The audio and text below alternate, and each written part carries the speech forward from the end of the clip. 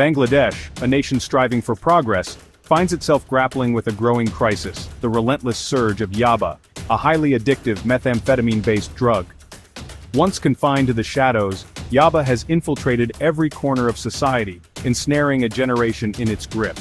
Its impact is devastating, tearing apart families, fueling crime, and jeopardizing the nation's future. This isn't just a public health emergency, it's a complex web of corruption, power struggles, and alleged conspiracies that reach the highest levels of government. The year 2012 marked a turning point, a sinister shift as Yaba began its insidious spread across Bangladesh. What started as a trickle quickly transformed into a raging torrent, flooding the streets with this cheap, readily available, and highly potent drug. The question that haunts Bangladesh today is this: can a nation already grappling with poverty, climate change, and political turmoil overcome this insidious enemy? Can it break free from the clutches of Yaba and hold those responsible accountable no matter how powerful they may be? To understand the depth of Bangladesh's Yaba crisis, we must trace its journey, a journey that begins hundreds of miles away in the murky jungles of Myanmar. The porous border between the two nations, particularly the Cox's Bazar region, became a smuggler's paradise, a gateway for this illicit trade to flourish. Yaba, often disguised as other goods, found its way across rivers and through hidden jungle paths, aided by a network of corrupt officials willing to turn a blind eye for a price. The drug quickly spread from border towns to bustling cities, infiltrating schools, universities, and even reaching the hands of young children. The accessibility and affordability of Yaba made it the drug of choice for many, a dangerous cocktail that fueled its rapid proliferation. Addiction rates skyrocketed, tearing families apart and leaving a trail of broken lives in their wake. The drug trade became a lucrative enterprise, attracting organized crime and corrupting those entrusted with upholding the law. The Yaba epidemic was no longer a distant problem, it was a clear and present danger, a ticking time bomb threatening to shatter the nation's social fabric. The Yaba crisis in Bangladesh is not simply a case of supply and demand, it's a tale of alleged collusion, where the lines between law enforcers and lawbreakers become blurred.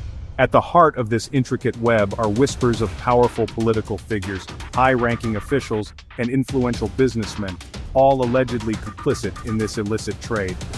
The name Abdur Rahman Bodhi, a former member of parliament, echoes ominously in this saga. Dubbed the Yaba Godfather, Bodhi allegedly controlled vast smuggling networks, leveraging his political influence to shield himself and his associates from scrutiny. His story is emblematic of the alleged nexus between politics and the drug trade in Bangladesh. Allegations implicate individuals in key positions, including former Home Minister Asaduzzaman Khan Kamal and former Inspector General of Police Shahidul Haqqi. These allegations, if true, paint a grim picture of a system where power and money have corrupted the very institutions tasked with protecting the nation. They extend to whispers of election campaigns being funded by drug money, of political parties turning a blind eye to the crisis in exchange for financial support. These allegations, if proven, strike at the very heart of Bangladesh's democracy, eroding public trust and casting a long shadow over the nation's future. As Bangladesh grapples with the Yaba epidemic, a chilling question arises: is this solely a case of internal corruption, or is there a more sinister force at play?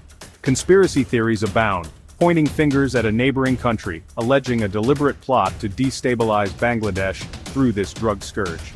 While concrete evidence remains elusive, whispers of a narco-terrorism plot persist. Proponents of this theory argue that Bangladesh's geographic location, its rapidly growing economy, and its strategic importance make it a prime target for destabilization efforts by hostile actors.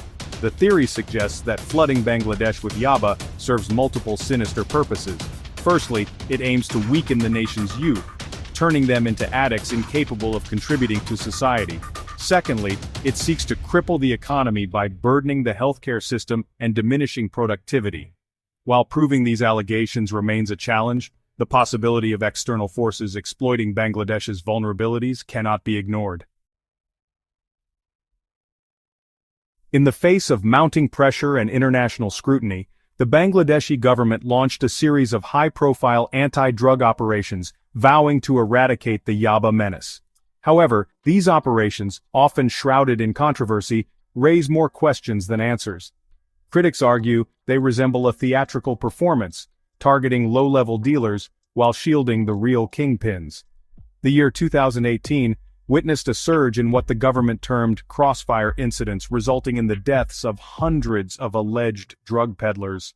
While authorities maintain these were legitimate encounters, human rights groups and international observers have raised serious concerns about extrajudicial killings and a lack of due process.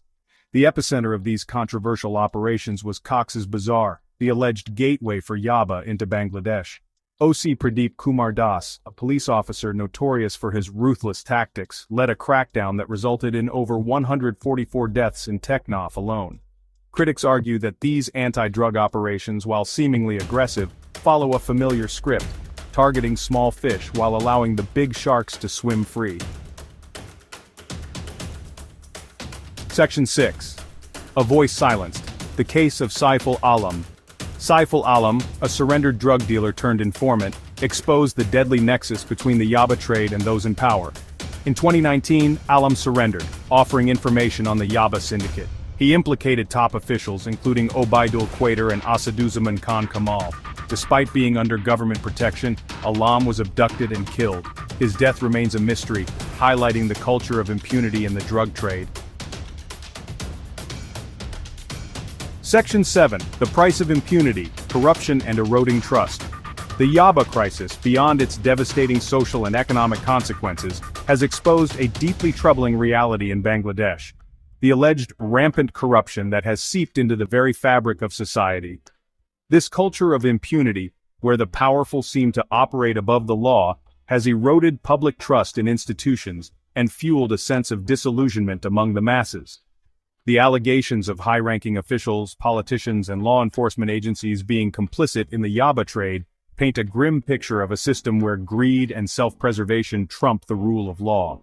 This alleged nexus of power and illicit money has created a climate of fear where those who dare to speak out risk facing intimidation, threats, and even death.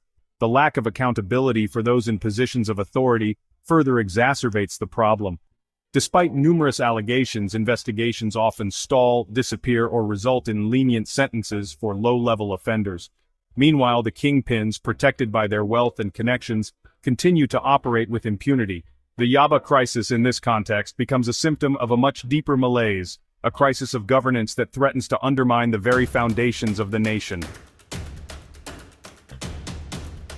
Section 8. National security under siege, the far-reaching consequences.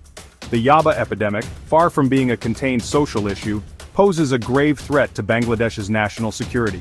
Its tentacles extend beyond addiction and crime, reaching into the very heart of the nation's stability and future prospects. This multifaceted threat requires a comprehensive and coordinated response, addressing not only the symptoms, but also the root causes. The influx of Yaba, particularly if orchestrated by external forces as some theories suggest, represents a direct assault on Bangladesh's sovereignty. The alleged use of drug money to finance criminal activities, potentially including terrorism, further exacerbates the security threat. This dangerous nexus demands a robust response from intelligence agencies and law enforcement to disrupt these networks and bring those responsible to justice. The economic implications of the Yaba epidemic are equally alarming. The drain on the healthcare system, the loss of productivity due to addiction, and the costs associated with law enforcement and rehabilitation place a significant strain on the nation's resources. The Yaba crisis threatens to unravel the very fabric of Bangladeshi society, creating a breeding ground for instability and unrest. Section 9. A crossroads for Bangladesh. Can the nation break free? Bangladesh stands at a crossroads, facing a defining moment in its history. The Yaba crisis, with its intricate web of corruption and devastating consequences, poses a formidable challenge. Yet, amidst this storm, a glimmer of hope persists. The resilience of the Bangladeshi people offers a beacon of light. Overcoming this crisis demands a collective effort that unites the nation. Strengthening border security and addressing the demand side are crucial. Public awareness campaigns and accessible treatment options are essential. Economic opportunities can help break the cycle of drug dependence. Bangladesh can pave the way for a brighter, more secure